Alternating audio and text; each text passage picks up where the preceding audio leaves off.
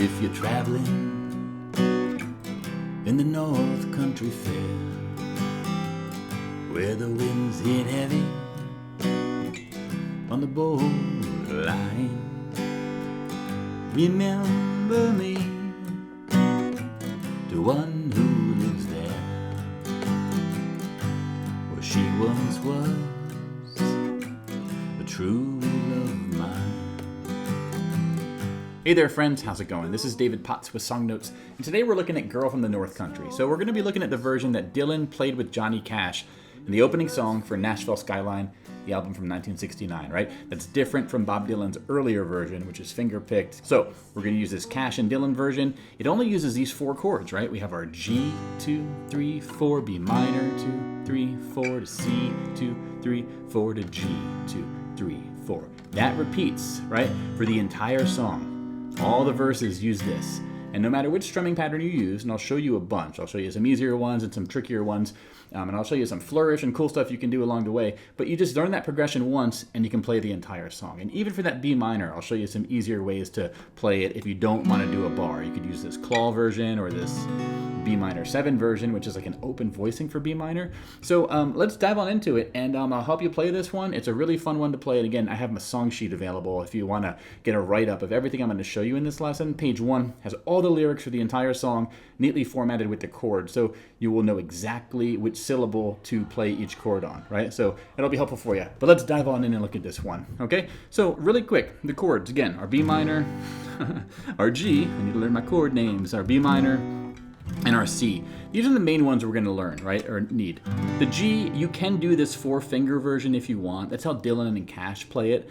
I would actually recommend, though, if you can, try it like this with your ring finger and middle down here, pinky up here. And the reason why, and I'll get to this a little bit later, is for flourish, you can add your fingers into index and middle on the thinnest couple frets there, do some nice flourish. It matches what you hear in the album version. Also, this voicing will help you switch from the C to the G, in my opinion, a lot easier, because look at these fingers. They're going to stay diagonal from each other. They only have to move one string each. And then this finger can just stay up there in the second string, first fret, right? So try this out if you can with your ring finger down here. But if you want to do this version, that's cool too, okay? Now for the B minor. Second, fourth, fourth, third, second. It's a bar chord. It's tricky to play. If you can't play it, I have a few different lessons helping you with this one. But the quick crash course is an easier version, and this is what Johnny Cash does. Is he just does this 4-string version, right? Fourth, fourth, third, second. You're not barring anything. It does take a little bit of muscle memory you have to develop. And you also want to make sure you don't strum the 5th string or 6th string. One little trick that I recommend is if you can sort of lean your ring finger into the 5th string so it kind of kills the sound. And likewise with your thumb, you can mute the 6th string as well. Right? That's good. That means they're not going to make noises. If we don't mute them and we play them, it's not going to sound good, okay? So you want to mute them or just don't strum them. So that's one option for your B minor. The other one is this B minor 7 voicing. Second, open, second, open, second. Thinnest 5 strings only. We get that B bass note, which is really nice, right? We also get this 2nd fret note on the high E string, which is really nice. It does sound a little bit different than a regular B minor, but it can work in a pinch for this song. So try that one out. I have a whole separate lesson teaching you that one if you're interested as well. Okay, now let's look at the chord progression really quick. I already showed it to you, but I'll show it to you one more time here. Just G, 2, 3, 4, B minor, 2, 3, 4 to C, 2, 3, 4 to G, 2, 3, 4. This is all we're going to need to play the entire song. And when you're starting off, I recommend just doing a down strum on the 1 count of each measure. And you could play the entire song like this technically, right? And if you're traveling, 2, 3, 4, 1, to the North Country Fair, 2, 3, 4, 1, where the winds hit heavy, 2, 3, 4, on the borderline, 2, 3, 4. Okay, if you want to level up your strumming a little bit, you could do a down strum on the 1, 2, 3, 4, 1, 2, 3, 4. Remember me, 2, 3, 4, to one who lives there, 2, 3, 4, 1. Oh, she once was 2, 4, a true love of mine, 2, 3, 4, 1. Now you could put on Dylan and Cash's version and just strum along, do a 1, 2, 3, 4, just those 2 counts. It's a great way to practice the chord transitions, get used to the lyrics and the timing and everything, but you're not worrying about any of this complicated strumming just yet. You can always add that later, right? Now from there, let's level up the strumming a little bit. You know, a rhythm guitar strum that you hear in the album version is this down, down, down, up, down, down, down, up, 1, 2, 3, 4, and 1, 2, 3, 4, and 1, 2, 3, 4. And you can hear, I think it's Dylan playing this version, going by the live version that I watched.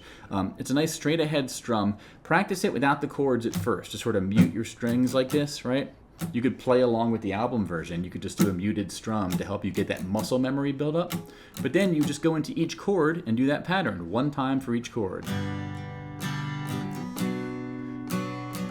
Now you're going to notice something right away.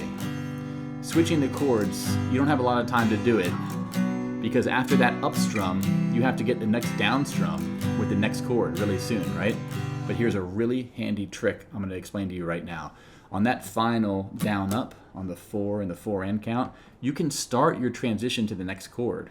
And while you're doing the transition, it's okay if you strum the strings and play empty strings.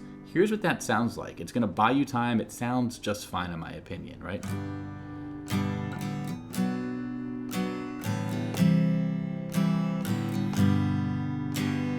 G, 2, 3, switch. B minor, through, switch. C, 2, 3, switch. 2, 3. It's going to that B minor, which it really is tricky to do. So that comes in real handy there.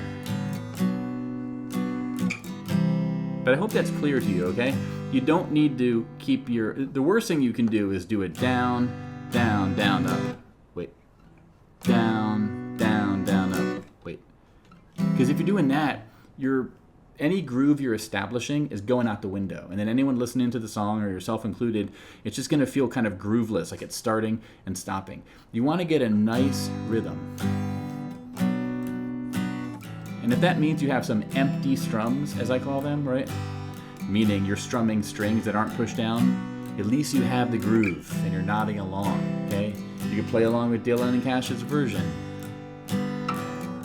So this is one really important tip I want to sort of explain to you. Let me sing a verse here, right? If you go where the snowflakes fall, where the rivers freeze, and summer ends, please see for me that she's wearing her coat so warm to keep her from the howling winds. Okay, so that's going to be the sort of nice strumming pattern that is a nice one to work up to, and don't be afraid to sort of do those empty strums where you have your strum going on, but on the 4 and the 4 end count, you're switching. It's okay if you accidentally strum some empty strings. Just try to keep it light and brushy. That way you won't overdo it, right? So that's what you're going to use for strumming. Now, a few quick tips here that are a bit more advanced, but helpful just the same. For singing, this isn't really an advanced one. This is a really valuable one, even if you use a basic strum. The idea of when to start singing each line. Again, I do have it written up in my song sheet here, but this is really important. Each line starts with a G, and you don't start singing when the G is strummed, okay? You're gonna wait a little bit, start singing, and usually that first phrase of each line is going to happen just before the B minor, or it's gonna have the B minor in the first phrase. So in a sense, it's almost like the B minor is when you start singing. That's what I had to do in my head to make it make sense to me, right? So, if you're traveling, right? Traveling came in on that B minor. In the to the North Country Fair. So next measure starts here. Where the winds hit heavy on the borderline. Another thing is that C is very often going to happen with no lyrics. The C is sort of happening in a break, right? And then the last phrase of each line is going to happen leading up to that final G. So I kind of have it written in here in this progression. You can see that the G starts, if you're traveling, then traveling happens just before the B minor, then you have a break, then the C starts, in the North Country Fair. 2, 3, 4, where the winds hit heavy on the borderline. Okay, so however you need to think about that, the G at the beginning and the C in the middle, there's typically no lyrics happening when those two chords are strummed. There's some lines where there's an exception with the C, but for the G, you're going to start every line with no singing, okay? I wanted to call that out. If you do have trouble sort of mastering the rhythm and the singing and all that sort of thing, one mental trick I used was sort of to take the 4 chords you use over and over again and just swap the order. Take basically the first chord and put it at the end of the line. So it looks like this, right? The B minor then becomes first, right? If you're traveling in the North Country Fair. Then you get 2 measures of G, where the winds hit heavy on the borderline. 2, 3, 4, remember B minor. Okay, so that's just one little trick to use. It's not going to change what you play. It's just a perspective shift to help you understand how to think about the beginning of each line. So that's one tip I want to give you right there. Now, another little advanced tip here with the G, this is a really helpful one, is some little flourish you can add there, right? Now, this is why I like using my ring finger down here on the thinnest string, is because it frees up these 2 fingers to basically go on the 2nd string and 4th string, exactly where you'd put them for a C major. And what you can do is in those 2 measures of G that happen, right? Basically, you finish singing a line and you're gonna have a measure of G, then you're gonna start the next line and go to another measure of G. So that's 2 measures of G in a row. That's a perfect place to add a little bit of embellishment on the G to spice things up. So what I'm gonna do here is play a verse really quick, and in those 2 measures of G, I'm gonna do that little flourish right there, okay? I'm gonna use this version with the ring finger down here. You could do the same thing in spirit by doing this 4-finger version of the G and just moving your index finger, whoops,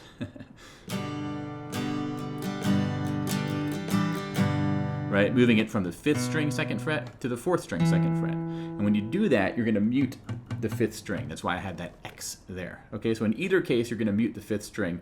But let me play a verse for you to show you what that sounds like. This is a really fun way to add flourish to the song, right? So, see for me that her hair's hanging down. It curls and falls all down her breast. See for me that her hair's hanging down. That's the way I remember her best. Even if you just do a simple down, down, down, right? On that middle down, in the middle of those 3 downs, yeah, the middle one, you're gonna do the G sus voicing there and then go back to your regular G. Okay, so that's one little cool trick you can do. Another cool little fill that you're gonna hear in the album version is this B minor. Okay, this is happening basically, it's 3 notes that are in the B minor chord. All he's doing is pluck in the thinnest string, and then the 3rd string, and then the 2nd string, and then the thinnest string again.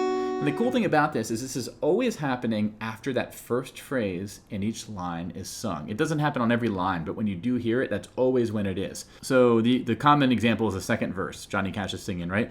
See for me, I did a mistake. I started singing on the G. See for me that her hair's hanging down. Okay, it happens in the 2nd line. Get ready. It curls and falls all down her breast. It's hard to do by yourself when you're playing, but let me pick off a verse here and see if I can do it, right? So I'll do the 3rd verse. Dylan singing this one, right? And if you go when the snowflakes fall, when the rivers freeze, well, summer ends, please see for me if she's wearing a coat so warm. Here comes 4th line, to keep her from the howling winds.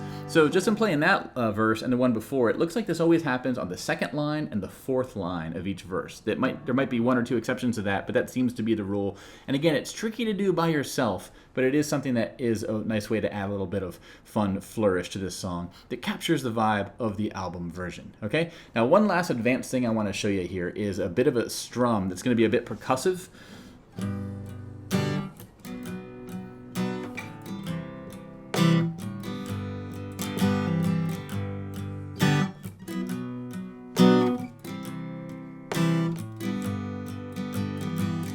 Okay, that kind of matches what the second guitar is doing. What we're going to do here is on the first strum, our one count, we're just going to do the thickest 1 or 2 or 3 strings. Okay, 1, 2, 3, 4. And on the 3 count, we're going to do a full strum of all the strings, okay?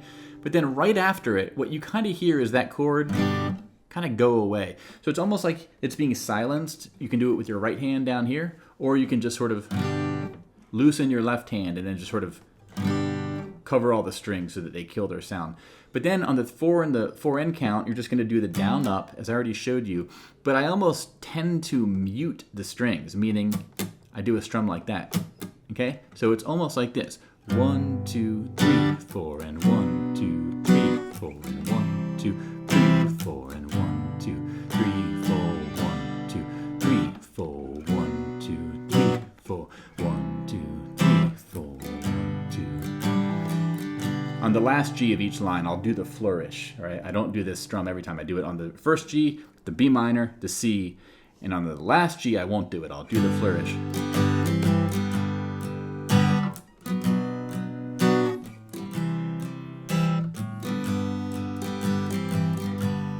If you're traveling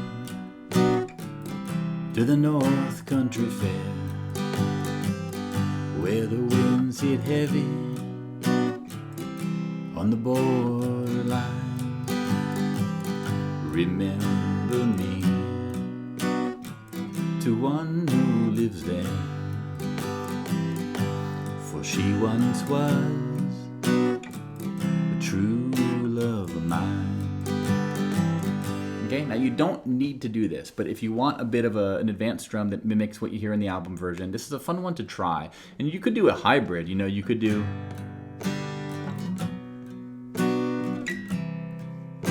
You don't have to do that muting thing.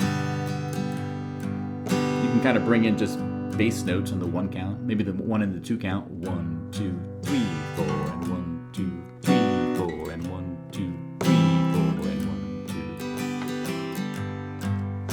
Okay, so that's going to be another trick for you there. So that's going to be everything you need for this song. If you want to learn the vocal melody, the melody that is sung in this song, I have a separate video. It's on my website where I have a tab for it. I walk you through for each line. It's just for the verse. I mean, it's the same melody for each verse. There are variations to it. The way they sing it, it's a bit, you know, they're kind of feeling it. It's a bit expressive. Sometimes they'll scoop some notes or change the phrase. But I'll show you the main melody. I'll show you the tab for it, and I'll walk you through it there. It's in my song sheet as well. A lot of you have requested this, so I wanted to make another video that's available showing you that. And I also have a full playthrough, beginning to end, with all the lyrics on the screen if you want that as well, for a sort of beginning to end cover where I put all of this together, right? Now, if you watch this far, I guarantee I have many other lessons you're going to dig on my website, on my YouTube channel. So subscribe to this channel if you haven't already, and check out my website, playsongnotes.com. I have a big library of song lessons, but also a lot of instructional lessons that teach you just, you know, general tips and tricks with chords, with scales, with doing licks and fills.